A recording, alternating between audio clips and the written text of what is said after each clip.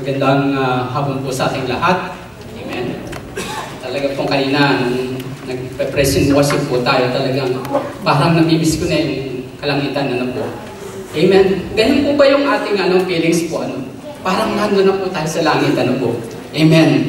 Alam niyo po ay ang ating pong mensahe po ngayon sa hapong ito ay pinamagatan pong be blessings to God. Yan po. Pero bigyan po natin muna po ng ng mga backgrounds mamaya. Pero bago po tayo magpatuloy, kailangan po tayo lumapit sa ating Panginoon para sa isang panalangin. Amen. Hallelujah. Aming ang Diyos, nagpapasalamat po kami, Panginoon, dahil nandito ka naman, Panginoon. Nandito kami, Lord, na upang Ikaw ay katagpuin, Panginoon. Lord, may mga mensahe ka po sa hapong ito, Panginoon, na gusto po namin marinig. Dalangin po namin na bigyan mo po kami ng bukas na tainga, yung message po na aming madidinig, Panginoon, na itungin mo sa aming mga puso, Panginoon. Maraming salamat din sa iyo, Lord. Nandito po ang iyong abang lingkod, Panginoon. Alam po namin, Panginoon, na gagamitin mo akong makikinig, Panginoon. Gamitin mo po ako sa lahat po ng kaparaanan, Panginoon. Use my mouth, Panginoon, upang ipahayag ko ang salita na nanggaling po sa iyo, Panginoon. Tell me what to teach and not to teach, Panginoon. Ito po ang aming dalangin sa pangalan po ng aming Panginoong Jesus. Amen. Hallelujah. Bigyan lang po natin ng konting twist yung ating pong message. Meron po akong mga pictures na ipakikita sa inyo. Ay gusto ko po, pag nakita niyo po itong pictures na ito, gusto ko ay sabihin niyo po sa akin sa isang salita kung ano po yung larawan na ito. Ano po ba yung nakikita niyo? Ito po. Ano po yan? Shoes. Siyempre po, sapatos po yan. Alam po, very popular po sila sa rubber shoes. Ano po, yan. Okay, eto po, sumunod. Yan. Sabi nung linggo, Sister Aubrey. Yan. Area 2. Mahilig po kami dyan, pero coffee po yan. Yan. Pagtignan po natin, ito po yung sumunod. Ano po? Yan, toothpaste. Yan. Very popular po yan. Toothpaste yan.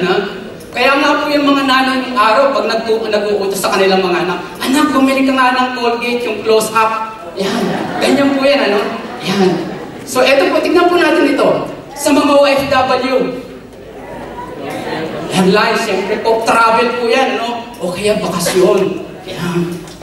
Ang galing, po, sa atin po yan, bakasyon po yan, pag nakikita po natin yung aeroplano na yan. Eto po.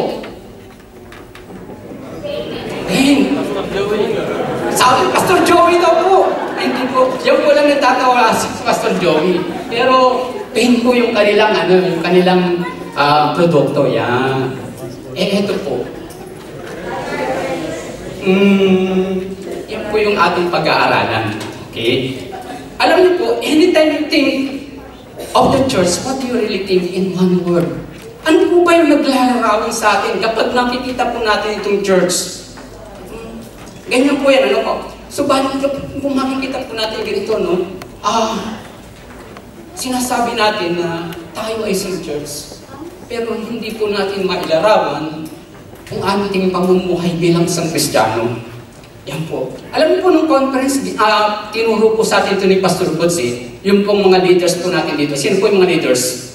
At assistant leaders. Ang dami po nila. Salamat po sa tatlo. Sige po. Alam mo po, ito po yung yung kalipunan ng mga hindi po itong building na ito yung church, po. Tayo po yung church. Yan. Ang church po ay nanggaling po sa Greek word na ecclesia.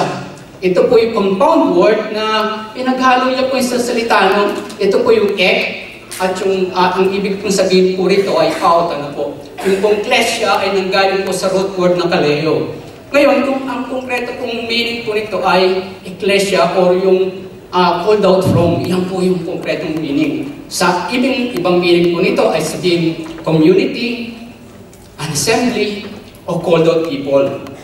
Ayan. So nakita po natin, sabi po ni Pablo dito po sa Colossus, ito po ganito. Ang sabi niya, dito po sa Colossians 1, verse 13 to 14, ang sabi niya po ganito, for He has rescued us from the dominion of darkness and brought us into the kingdom of the Son He loves, in whom we have redemption, the forgiveness of sins. Ito po yung naglalarawan ng tunay na iglesia. Yan po, kaya nga po yung word po doon ay iglesia eh. And means out, ilabas from the dominion of darkness and brought us to His kingdom. Yan po yung tunay na larawan po ng church.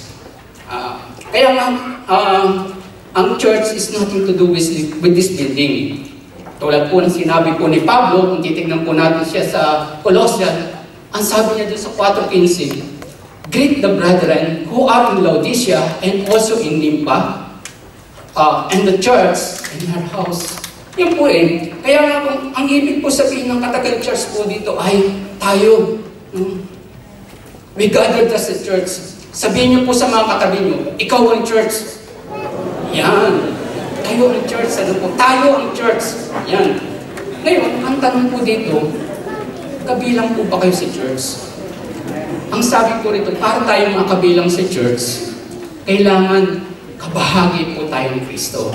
Amen? Yan. Kailangan maging kabahagi tayo matatawag na iglesia. Isipin po ninyo, kung ito po yung building, ito po yung church, na ipasok po doon sa bahay po ninyo. Wow, social po. Ang yaman pala ninyo. Ang bahay nyo kasi taki ng American Vision. Yan. So, hindi po ganun. Tayo po ay nakasanayan na po ng kati natin na tawagin natin yung building na to as a church. Kaya pag tinanong ka, saan ka pupunta? Sa church. But we gathered as a church. Di po ba? Yan. Ang Biblia po ay very consistent po rito eh. Kung titignan po natin, pansinin po ninyo yung sinabi po rito ni Pablo dito po sa 1 Corinthians, ang sabi niya, the churches in the province of Asia send you greetings, Aquila and Priscilla. Greet you one in the Lord. So does the church that meets in their house. Kailangan lang po natin na alamin na kung gaano kung kahalaga nung maintindihan po natin kung ano po yung church. Ang iglesia rin po, ginamit din po ng Panginoon na po.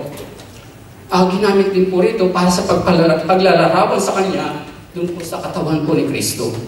Ito po. Babasahin po natin yung sinulat ni Pablo dito po sa Ephesus. Ang sabi niya po rito ay, and God placed all things under His feet and appointed Him to be head over everything for the church, which is His body, the fullness of Him who fills everything in every way. Kaya nga po, makikita po natin dito eh. Sinabi rin niya po doon sa Corinthians, ang sabi niya, now you are the body of Christ and each one of you is part of it. So kabilang po tayo, kabahagi po tayo ng Kristo. Lahat po tayo ginamit ng ating Panginoon para maging kabahagi niya sa pagpapalaganap ng Kanyang salita. Amen. Kung umalis po ang ating Panginoon, nandun na po siya sa kanang kamay ng ating Diyos. Nang iniwanan niya na po yung Banal na Espiritu sa atin, tayo po yung naging extension. Tayo yung naging paa. Para tayo makarating doon sa malayong lugar na hindi po naabot ang salita. Tayo po yung naging kamay upang sila'y pangalagaan. Tayo rin po yung naging kanyang mga bibig upang sila'y bahaginan ng mga salita ng Diyos. Amen? Kaya nga po dito, sabi yung tanong ganito what shall we do then? Sa Tagalog po, sabi niya, ano ang dapat natin gawin? Basahin po natin yung Tagalog. Okay, 1, 2, 3. Parang di po kayo kumbinsido. Usap pa po ulit. Salamat po, puti po nagtanong kayo. Kala ko hindi nyo ako tatanungin eh. Ngayon po, ito po yung bagayan po. Alam po natin na ang pananampalataya ay nanggagaling lang sa pamagitan po ng pakinig ng salita ng Diyos. Amen. Pero dapat po, samahan po natin ito ng gawa. Amen. Kung tayo po mga mananampalataya, hindi po natin tayo magpapahayag ng salita ng Diyos, the world will turn upside down. Alam niyo po ay may binanggit po si Timoteo doon po sa ikalawang Timoteo, doon po sa Timoteo 2, magmula po 1 hanggang 5. Ito po yung sinabi niya. Dapat mong malaman, sa mga huling araw ay magkakaroon ng kahirapan. Ang mga tao ay magiging makasarili, saking sa salapi. Sounds familiar po ba yan? Yan. Nadidinig po natin sa Senado po ngayon. Okay, palalo. Mapagmataas, mapagsamantala, suwail sa magulang, walang utang na loob, at lapastangan sa Diyos. Ang sabi rito, sila'y magiging malupit, walang habag, mapanirang puri, marahas, mapusok, at namumuhi sa mabuti. Sila'y magiging mga taksil, pabaya, mayabang, mahilig sa kalayawan, at walang pag-ibig sa Diyos. Ang sabi po ni Pablo, ganito, sila'y nagkukunwaring magka-Diyos, ngunit hindi naman nakikita ang kapangyarihan nito sa kanilang pamumuhay. Kaya nga, iwasan daw po natin ang ganitong mga tao. So nakita po natin, ito po ba'y nangyayari na? Nangyayari na po ito, di po ba? Kapag tayo po mga mananampalataya, hindi po tayo kikilos. Magiging worse pa ito doon sa sinabi po niyang ganito. Kaya nga nung sa kahapon, yung BS po namin, nabanggit po ni James, mas marami na po pala ngayon ang tao para magsinungaling. No? Ang ganda, yung bang mga bagay na nagagawa po nila, hindi po nagagawa ng panahon noon eh. No? Marami po na sila nagagawa ngayon. Kaya nga sabi po rito, sinabi po ng Panginoon doon sa kanyang Great Commission. Ano po yung sinabi niya po rito? Sa Matthew 28:19-20, sabi, therefore go and make disciples of all nations, baptizing them in the name of the Father and of the Son and of the Holy Spirit. Ang sabi niya, ano po? Go. No? Hindi niya po sinabing come. Ang sinabi niya, go. Humayo kayo. Magsalita, magpangaral kayo, mangaral kayo sa maraming tao. At hindi lang po yan. Ang sinabi niya, make disciples. Hindi lang is disciple. Kasi po, minsan disciple na lang, no? Nahihirapan pa tayo mag-disciple. Hindi po ba? Para bang ikaw pa yung natuturuan, disciple mo. Hindi po, pero patuloy lang po tayo magturo hanggang sila'y maging disipulo po natin, ano po, at sila'y maging tagasunod ni Kristo. Amen? Ganun lang po yun. Kailangan natin yung turuan. Ang sabi po rito ay, ano po ba? A nation lang po ba? Ang sabi niya, all nations. Ngayon, tayo po yung natuturuan po ngayon dito. Maaaring sa ibang panahon, malipat po tayo ng ibang bansa. Magamit din po tayo ng ating Panginoon bilang mag-share ng gospel, di po ba? Marami tayong magagawa. Okay? Marami tayong magagawa. Alam niyo po, dapat ito po yung ginagawa natin. Ang sabi po ng Panginoon sa sumunod, teach them to obey everything I have commanded you. Turuan natin sila. Kasi pag hindi po natin sila tinuruan, iba po yung magtuturo sa kanila. At sigurado kung marami pong magkakagusto nito. Sanlibutan po eh. Alam niyo po nung araw ay, sabi ko, meron po akong kasama sa Pilipinas, ano po, nandun po ako sa isang company. Araw-araw na lang po ay inaabutan ako ng kasama ko, para sigarilyo ka. Sabi ko, hindi ako maninigarilyo. The next day, inabutan na naman ako, sige, paano?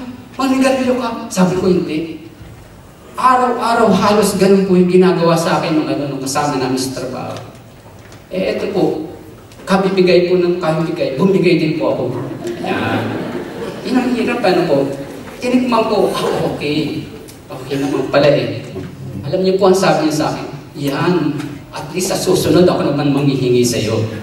Ganun po yun, ano. Simple-simple lang po yung mga tao pag nagturo, ano po. Ganyan po ang sanlibutan. Marami po silang pamamaraan para po kayong maingganan. Ngayon, kung tayo bilang mananampalataya, hindi po tayo kikilos, ganun po yung mangyayari po sa atin, di po ba? Marami masisira. No? Kaya kailangan bago pa silang mapahamak, tayo po bilang mananampalataya, ito po yung ating kailangan natin gawin. Yan po yung ating dapat magawa sa kanila. Ang sabi po, tayo po ay kabahagi po ng katawan ni Kristo. Nang tayo po ay pinahayos, tayo po yung mga naging bibig niya, naging paa, naging kamay, upang ang lahat po ay maabot ng salita ng Diyos. Ang tanong po dito ay ganito eh, how do we represent Christ? Alam niyo po, meron pong isang mama, ano po, dito po ay gusto niya po mag-aral ng abogasya. At ang gusto niya po, pumunta ng ginawa po sa kanya ng magulang niya, pinadala po siya sa Inglaterra. Dito po siya nag-aral ng abogasya. At siyempre po, alam niyo naman po, ang England ay isa pong Christian community yan, Christian country. At nakapili niya yung mga Christian. At ganoon din po, ay naging, ito po ay nakasama niya sa bahay, ay Christian din. At habang nag-aaral po siya ng pag-abogado, ay ito po nakapagbasa po siya ng Biblia. Tuwan-tuwa po siya. Talagang amaze na amaze siya doon sa buhay ay lakat saka lifestyle po ni Jesus Christ. So balik, sa panahon ng kanyang pag-aaral, natapos na po siya. Kailangan niya pong i-practice yung kanyang pag-aaral bilang abogado. Ano po? So, sa madalit sabi po, he went to Africa. Para po doon niya magawa yung kanyang, ma-practice yung kanyang pinag-aralan. Eto na po, nung nandun na po siya sa Africa, maganda po yung kanyang mithiin. Nagbihis, sabi niya, I want to become a Christian. I will go to the church. Nagbihis po siya. Pagkabihis po niya, pumunta po siya ng church. At talagang sarap ng buwan niya eh. Sabi niya, I want to become a Christian. Pagdating niya po ng church, meron pong mga asya doon, hindi po siya pinapasok. Sabi niya, hey, what are you doing here? Sabi niya, hindi ka pwede rito. Ito'y para sa mga puti lamang. Alam niyo po, nalungkot ang taong ito. Gusto niya maging Kristiyano, pero hindi niya po nagawa. Alam niyo po yung sabi niya, I like your Christ. I do not like your Christians. Your Christians are so unlike your Christ. Alam niyo po kung sino po yung taong ito? Si Mahatma Gandhi po yan. Di naglaon ay, alam na po natin, naging great leader po si Gandhi. At naging isa siyang napakasikat na leader kasi tinalo niya po yung bansa ng Inglaterra. Dahil doon sa kanyang peaceful revolution. Meron pong mga Christian missionary na pumunta po sa kanya para po sabihin na magbigay pugay para sa kanya. So ganito po ang ginawa niya. Pumunta po sila kay Gandhi, pero ito po sinabi ni Gandhi sa kanila.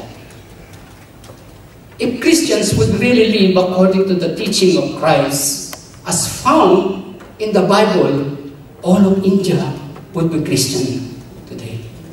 Di po ba? Nakalulungkot po. Yung isang tao na gusto niya maging mananampalataya, hindi po nangyari. Hindi po siya nakasumpong ng kaligtasan. Bakit po? Dahil sa kanyang kultura Nakalulungkot yung mga Kristiyano tinuring na nandun sa lugar na yun, hindi po siya binayaan po siya na hindi po siya makakilala sa Diyos. Ito po, ang question po rito. Kaya nga po, ito yung naging babala rin po sa atin. Hindi lamang po ito sa mga asher po natin nandun sa labas, nagbabantay sa pinto. Ito po'y para sa ating lahat. Kaya sabihin niyo, pag nakakita po kayo ng ibang lahi na gustong pumasok, sabihin niyo, paliwanag niyo kung bakit hindi po sila pwede rito. Kasi po baka hindi po nila maintindihan dahil Tagalog service po tayo. Amen. Yan lang po yan. Hindi maintindihan si pastor. Okay, ngayon po ganitong gawin natin. Kung gusto niyo, tumayo po kayo sa aking tabi, kayo po yung aking magiging interactor. Interpreter pala. Kasi baka interrupt niyo ako sa bawat sasabihin ko So, kayo po yun. So ngayon, kailangan lang po natin dalhin po sila rito. Ipaliwanag po natin sa kanila. Ngayon, ang tanong po rito what kind of church you want to become? Siyempre po, be pleasing to God. Yan po yung gusto natin mangyari. Ako po ay lumalapit sa inyo. Kung tayo po bilang mananampalataya, bilang isang church, kung sumusunod po tayo kay Jesus, doon po sa mga tao po natin nakakasalumuha. Doon po sa mga taong ating nakakausap, yung ating nakakatabi sa bawat araw, maipahayag mo kaya si Kristo sa kanila. Amen. Hallelujah. Salamat po doon sa isa. Ngayon tignan po natin, kailangan natin maipahayag. Magpahayag po tayo ng salita ng Diyos. Ito po yung pangangailangan po natin. Kaya nga po isa sa aking panalangin na tayong lahat ay gamitin ng Diyos upang yung mga taong hindi pa po nakakakilala sa Kanya, madala po natin sa Kanyang paanan. Hindi po ba? Wag nawa yung magkamali po yung ating pagpapahayag patungkol po kay Kristo. Ito po yung ating mabuting balita, dapat ipahayag po natin yan. Alam niyo po, isa po sa mga ginagawa natin, alam niyo po, napanood po natin YouTube. Product po ng MG. Ito po yung ginagawa po natin sa church. Kaya nga po kami gumagawa ng mga pamamaraan para po kayong maturuan. No? Nandiyan po yung ating LG. Meron po tayong ginawa. Naalala niyo po yung ating message ng nakarang week. Meron po tayong 4 na pamamaraan. Ano po yun? Win, consolidate, disciple, and send. Ito po yung ginagawa natin, ano? Matapos po natin silang mapahaginan, mapakilala sa kanila ang Panginoong Jesucristo at sila'y tumanggap, dalhin po natin sila sa LG. At pag nandun na po sila sa LG, ano pong ginagawa po natin? Ini-encourage po natin sila, no, na makapag-BBR. Mag-start sila ng pre-BBR, BBR, post-BBR. Ito po yung mga ginagawa natin hanggang maging SOL po, 1 to 3, hanggang 1 to 4. Pag nagawa po natin yan, magiging disciple natin po sila. Ano po? At pagkatapos po natin, maisesend na natin sila. Handa na po silang magpahayag. Amen. Alam niyo po, meron po akong napanood na documentary. Tinignan po nila yung buhay. Yung buhay po ng mga bee. Ayan. Alam niyo po yung mga bee, may kanya-kanya po silang gawain. Alam niyo po yung reyna, siya po yung ginagawa niya ay mangitlog po ng mangitlog. No? At pagkatapos po nito, meron pong nangangalaga ng kanyang itlog. Meron po doon nagbabalot, naglalagay ng lampin doon sa mga bee. Para po makikita po natin yan. So nakita natin, lahat sila may gawa. May gumagawa po ng beehive. Talagang lumilipad lang po siya para po siya ay makagawa po sila ng magandang beehive. Ngayon po, alam niyo po sa loob ng beehive, napakainit po dyan. Ang ginagawa po ng iba, lumalabas po yung ibang mga bee. Nandun po sila sa mga pintuan po. Ang ginagawa nila, pinapagaspas nila yung kanyang pakpak para po yung hangin pumasok po sa loob ng beehive dahil mainit po doon sa loob. At meron din po silang mga gwardiya. Nandun po si B1 at si B2. Nakaka-relate po kayo, siguro nanonood po kayo niyan. Ano po? Nandun po yan. Kaya wala pong intruder na makakapasok doon sa loob ng beehive. Kasi po, iniingatan po nila yan. Ganyan po yung dapat. Tayo po bilang mananampalataya, iba't iba po yung gawain po natin. Yan. Hindi po tayo, kaya po tayo, ini-equip mo natin ang lahat. Ang gusto po natin, ang lahat ay maging worker. Lahat po ay maging leader. Para pag sa panahon na tayo ay mawala po dito sa Bahrain, mapunta po tayo sa ibang bansa. No? Kung saan mong pa tayong dalhin, magagamit po natin yung ating napag-aralan. Amen po ba? Ayan. Okay, ngayon ang ibig, dapat lang po ngayon. Paano po nang gagawin po natin? Ang sabi dito ay, church, be consecrated. Ano po ba ang ibig sabihin po nito? Alam niyo po dun sa lumang tipan, nung papunta na po sila sa promised land, ganun po, ang sabi po sa kanila ng Panginoon, be consecrated. Ito po yung pagpapaalala kung gaano po kabanal ang ating Panginoong Diyos. At ito rin po yung isang bagay na ginagawa nila dahil sila po ay banal na bayan ng Diyos. Kung kailangan maging banal po sila. Pero po sa ating mga mananampalataya, ano po? Ang ating pong consecration ay tulad po ng pagtatalaga sa gawain ng Diyos. Kung saan nagkaroon po ng kaganapan dito dahil sa ginawa ng pagpapatawad ng ating Panginoong Jesucristo. No? Alam niyo po dito sa Roma, makikita po natin sa chapter 12, ganito po yung sinabi. Ito po yung kanilang text po natin. Therefore, I urge you, brothers, in view of God's mercy, to offer your bodies as a living sacrifices, holy and pleasing to God. This is your spiritual act of worship. Ang sabi po rin po ni Pablo, I urge you, no? Sa ibang ibang meaning po niya, I plead to you, I beseech you. Nakikiusap ako sa inyo, hindi niya po kinukuman. No? Ang sabi niya, nakikiusap siya, i-offer natin. Alam niyo po yung offer dito, sa ibang translation po yan ay present. No? So when you present your body, pinipresent niyo po yung, hinihulay niyo po yung sarili. Nagiging banal, pinababanal niyo po yung sarili. Dapat set apart, no? Wala na po kayo din sa sanlibutan. Ito po yung bago natin. Kailangan, tignan niyo po yung dito yung pleasing. Ang pleasing po sa ibang, dapat daw po dito ay ang meaning po nito, nanggaling po ito sa Eurestus. Ang Eurestus po ay meaning po EU means well or good. ang restless po ay pleasing. Dapat daw po, well-pleasing daw po ito. So, kung tayo ay ginagawa po natin ito, natutuwa po sa atin ang Panginoong Diyos. Amen. So, ganyan po yung makikita natin.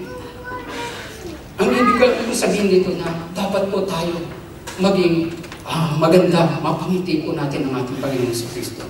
Kaya nga po, pag nakikita po natin yung church, naalala niyo po yung picture kanina, ano ba yung isang salita na magpapakilala po sa iyo? Yung bang pag nakita ko dun sa labas, naglalakad ka sa labas, nakita ko, wow, Kristiyano ito. Yan, tignan niyo po yung mga katabi niyo. Kristiyano po ba?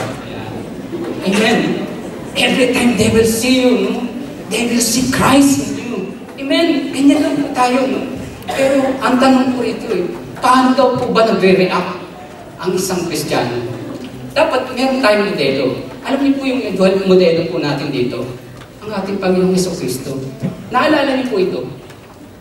Yeah. Dito nagkakagulo po yung kanyang mga indisipulo. No? Sabi niya, malulunod tayo. Nilapitan nila yung Panginoong Jesus. Sabi niya, don't you care? Sabi niya ganun. We are drowning. Hey, ganyan sabi niya, malulunod po.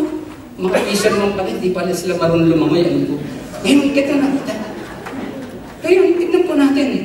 Ang sabi ng Panginoon, tumayo siya, no? Where's your faith? No? Don't you believe? Kaya nung pinapayapa niya yung unos pinapayapa niya yung bagyo, lahat sumunod sa sunod. Ganito po tayo. Kaya ang isang tao, malalaman po natin kung Christians. Kapag siya po ay in spite sa marami niya pong problema, nakakatulog po siya. Tignan po natin yung matabi natin, baka natutulog na po. Hindi para po. Okay. So ngayon, kailangan po, but blessing po yan, ano po? Alam niyo po, hindi po mayaman po ang isang tao, ay marami po siyang gamit sa bahay, marami po siyang magaganda sa sasakyan, ay wala na pong problema. Actually, mas marami po silang problema ngayon eh. Inahabol na po sila ng gobyerno, ano po. Yan.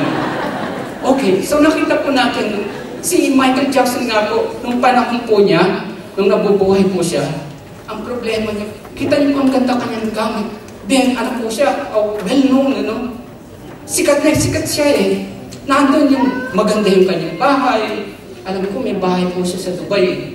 Maganda po yung kanyang higaan, yung kwarto. Ang problema niya, hindi daw po siya nakakatulog. Meron kong tao yung pag nakaupo lang, tulog na. Blessing po yan. Okay. Amen? So, kaya nga po dapat lahat, tingnan po natin, huwag niyo muna po akong tulugan.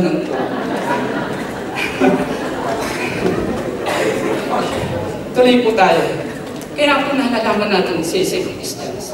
Hindi po yung worried po tayo. Naku naman yan, wala na naman matrikula, wala na naman tayong pambayad sa bahay. Hindi po ganun, ano po. Isang darating pa yung anak po, baksak na naman sa Christ. Ano ka ba naman? Hindi ka man lang namopya. Hindi po ganun yung Christian. Okay. Sabi po ng Biblia, bigay po natin ang ating buhay kay Kristo. Let Christ rule in our life. Minsan po kasi nakalulungkot, tayo po yung tinaguriang kaisa-isang Christian country sa dulong silangan. Pero nakikita po ba yung pagiging Christian ng mga tao doon? Sa news po ngayon, nakalulungkot niyo. Wala pong magandang balita. Minsan hindi na po ako nanonood ng balita eh. Lahat po na yung masamang balita. Makita po natin meron pong, nung nandun po kami sa Pilipinas, ginamit po namin yung sasakyan. Pagkalabas po namin ng gate ng aming sasakyan, nila kagad yung pinto. O bakit? Sabi kong ganun. Di kasi may nagbubukas ng kotse rito, baka makaplutan tayo. Ganun po yun. Meron po yung mga budol-budol gang. No? Meron din pong bundol gang. Bubundulin ka, pagkatapos paglabas mo na sa sasakyan, hold up na. No? Nakatatakot. Marami po yan sa atin. Nakakatakot po yung mga bagay. Marami po mga bagay na ginagawa ngayon para panloloko. Merong mga snatcher, kaya aga-aga, no? Nakikita po sila. sari-sari pong panloloko. Pag naiwan mo po yung gamit mo, huwag mo na pong maasahan mo at makuha mo pa eh. Di po ba? Alam niyo po, si Eunice, nagpunta po kami ng resorts. Wala naman po yatang 50 katao yung resorts na yun eh. Dahil halos kami lang po yung naroon. Naiwan po na ni Eunice yung kanyang mobile. Alam niyo po, nireport na po namin doon sa reception, nireport na namin doon sa security, wala pong nangyari. Tinawagan namin yung mobile. Nag-ring pa po. The next na ring, wala na. Patay na. Tinanggal na po yung SIM. Eh, alam niya, Samsung daw po yun. So, wala na pong nangyari. So, nakita po namin. Ganun din po yung nangyari sa akin. Once na kumain po kami sa Lipa Robinson, ano po, kami lang po talaga yung kumain na doon. Pag alis po namin, naiwan ko po yung aking eyeglass. Yung aking eyeglass, ano po, saka yung aking reading. So, nandun po, naiwan po yun. Pagbalik namin, wala na raw po. Hindi raw po nila nakita. Sana naman lang, magkamata po kami para magamit lang po niya. No? Sayang. Hindi niya po magagamit yun eh. Alam niyo po, ang hirap po. Ang moral of the lesson, wag po kayo maging malimutin. Alam niyo po, ganun din po nangyari. Siguro busy-busy lang po kami. Nung nandun po kami sa, pauwi po kami. At nandun pa kami sa airport, nagbabalot pa kami. Ito po yung hirap na dapat ready na po lahat eh. So naiwan ko po yung aking iPad. Doon po dito po sa airport departure. Nung naiwan ko po doon, bumaba na po kami, magkakape na po kami. Naalala ko yung iPad ko. Naku, ang mahal pa naman yun. Panik ako doon sa taas. Pag nalungkot po ako, wala na po yung aking iPad. Ngayon po, nagbaka sakali ako doon sa mga tao, may nakita ba kayong iPad dito? Ang sinabi, tignan mo sa security, mayroong tao nag-turn over. Ay, sarap. Bumunta ako doon, nakita ko po yung iPad ko, nabalik po sa akin. Tuwan-tuwa po ako. Pero nung ginagawa ko po yung mensahe ko, nalungkot ako. Alam niyo po, dapat sa Pilipinas po nangyari ito eh. Christian po tayo eh. Hindi po ba? So ganun lang po. Alam niyo, meron po akong naalalang kanta. Ganito po yung sinabi ko yung ayaw ko sa kanta ko. Do you remember when you walk among men? Lord Jesus, you know, when you look down below, it worse now than then. Killing and stealing, violence and crime. Lord, for my sake, teach me to pay one day at a time. Ito po yung hirap yun. Mas worse po ngayon kung titignan po natin. Nung nandito po yung sasabihin lang po natin sa Panginoon, Lord, tignan niyo po yung panahon ngayon. Mas worse po ngayon. Hindi po ba? Yung mga lalaki, gusto maging babae, babae, gusto lalaki. Ang hirap po. Hindi po dapat nangyayari. Ang sabi po ang sabi po ni Pablo dito po, do not conform any longer to the pattern of this world, but be transformed by the renewing of your mind, then you will be able to test and approve what God's will is, His good, pleasing, and perfect will. Ito po yung gusto ng ating Panginoon. Mabago po yung ating kaisipan. Hindi na po dapat tayo nakikita kung ano po yung ginagawa ng sanlibutan. Ano po? Tayo po ay dapat iba na. Hindi na tayo nakikita ng mga bagay na hindi po maganda para sa Kristiyano. Dapat po tayo na. Alam niyo po, hindi po yung 40, lahat ng oras mo po yung nagpulong mo.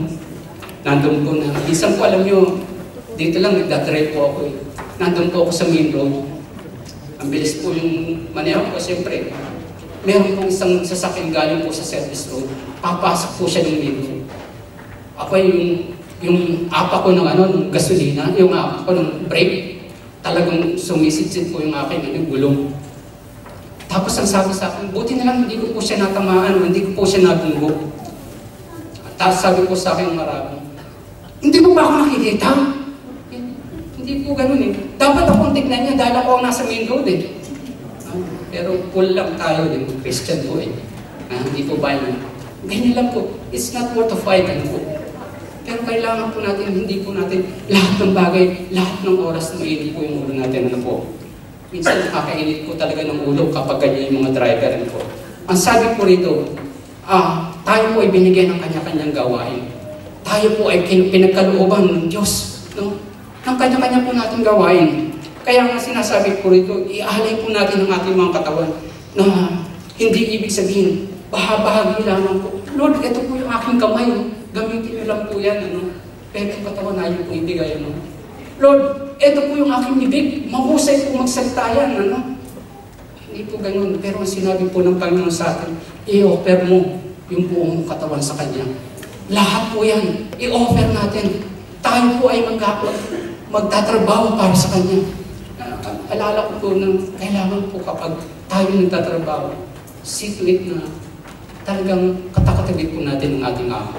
Minsan, kahit sa opisina lang po, nangyayari po sa atin. Nung kailan lang nandiyan si boss, sa kapon nagtatrabaho. Ganun po ba tayo? Hindi po ganyan. No? Dapat, kahit wala si boss, gumagawa ka as if you are working with the Lord. Amen? Yan, ganyan po tayo. Tayo po, lahat po tayo gumagawa para sa Panginoon. Alam niyo po yung bahagi po ng ating mga gawain. Bilang iglesia, magkakaiba po yung ating gawain kasi kung paano yung katawan po binubuo ng maraming parte ng bagay po. Ganun din naman, kahit tayong marami, nabubuo po tayo sa isang katawan ni Kristo. At tayong lahat ay bahagi ng isa't isa. Dahil tumanggap po tayo ng iba't ibang kaloob. Ayon po ito sa kagandahan loob ng Diyos. Kaya gamitin po natin. Kaya kung sinabi na po, nabasa natin kanina, kung ating kaloob ay pagpapahayag, tayo po ay magpahayag. Kung tayo po ay ang ating pong gift ay paglilingkod, maglingkod po tayo. Kung pagtuturo, magturo po tayo. Kung pagbibigay po ang iyong kaloob, magbigay po kayo ng buong puso. Kung pamumuno naman, mamuno po kayo ng buong sikap. Gawin po natin ito ng buong galak. Yan po yan eh. Kaya tayo lahat, ginagawa po natin ng mga bagay na ito. Ang tanong po, bakit kailangan natin ialay ang ating mga buhay? Kailangan ba natin gawin ito? Amen. Dahil kasangkapagan po ng Diyos, tayo po ay naligtasan po. Sa totoo lang, wala naman po tayo kapag-apagasang maligtas pa eh. Ayon po sa Romans 5:6-8 po yung sinabi niya. For while we were still helpless at the right time, Christ died for the ungodly. For one will hardly die for a righteous man, though perhaps for the good man, someone would dare even to die. But God demonstrates His own love toward us, in that while we were yet sinners, Christ died for us. Ito po yung ginawa ng ating Panginoon eh. Sino po sa atin yung nakakita ng isang magandang tao, yung mabuting tao, ibibigay mo yung kanyang buhay? I don't think so. Yung bang nakita mo, ay, ang bait-bait ang tao nito, ibigay ko na lang yung buhay ko para sa kanya, para siya maligtas. Pero binigay ng Panginoon ang kanyang buhay nung tayo makasalanang tao. Kaya, church, ang sabi, be consecrated. Iwalay po natin, hindi na dapat nakikita sa atin yung gawa ng sanlibutan. Ang problema po, nakikita pa sa mga buhay po natin eh. Hindi nakikita. Kaya nga sabi ko kanina, kailangan pag naglalakad ka po sa labas, wow, Kristiyano ito. Dapat ganun po tayong lahat eh. Pag nakita po tayo sa talagang Kristiyano. Yan. Ang Diyos ay nakikita sa atin. Amen. Yan. Hallelujah. Alam niyo po, ito po yung dapat po natin gawin. Tayo po ito may lahatan po.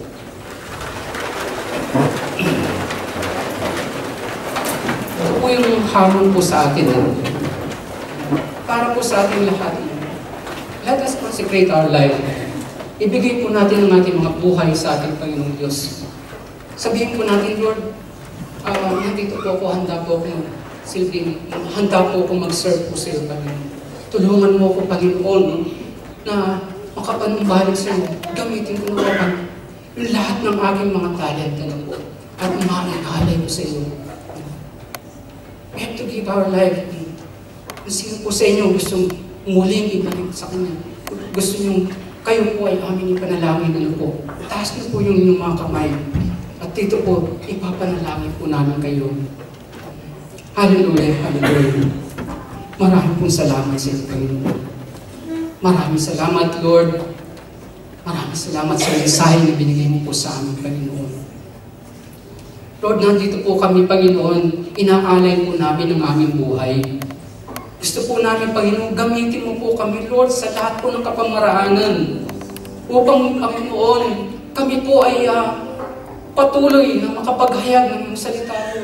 Madala po namin ang aming mga kaibigan, mga kapatid, Panginoon, na hindi pa po nakakakilala sa iyo, Panginoon.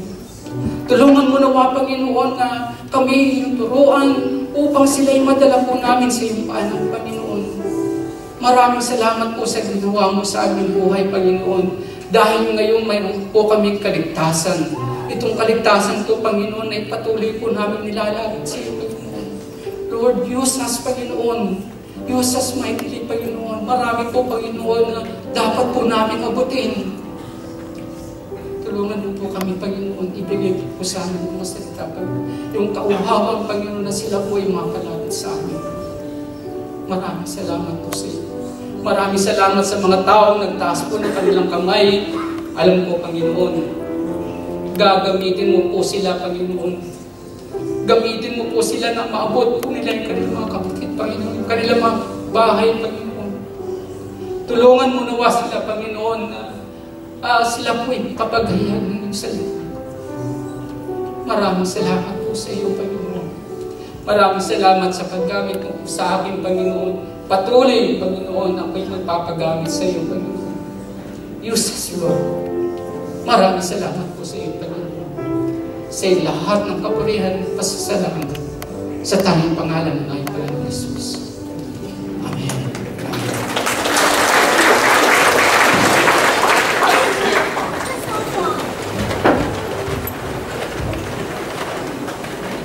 Amen.